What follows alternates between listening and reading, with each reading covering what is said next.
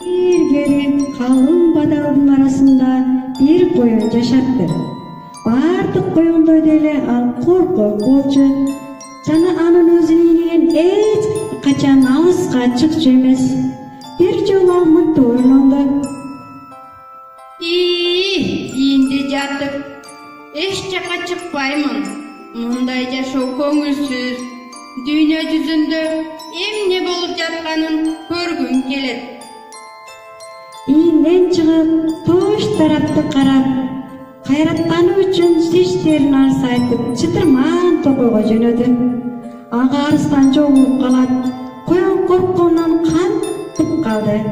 Арыстан жакын келип, тиштерин кычыратып мындай деди. Колго түштүңбү сен узун кулак? Мен сени жеймин. Коюн өзүн жооп көздөп, арыстанды алдын ойлоду. Сенин эркиң жесең да болот. Бирок мен сага ачып бере турган bir sırdı bilem.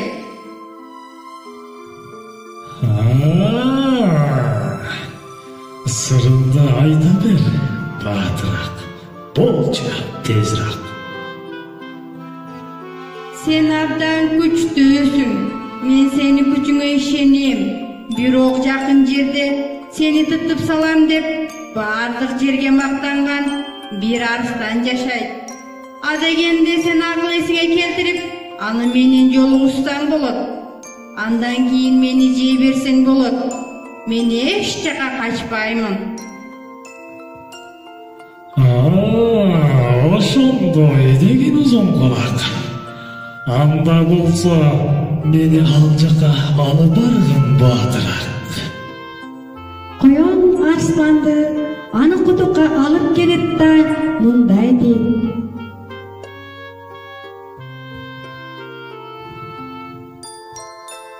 Мына бул жерде өзүң карап көр. Арыстан судан чабышкан өзүн көрөт да ырылдайт.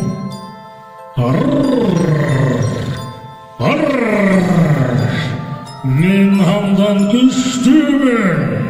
Ал мен менен ойношкусу келип жатабы?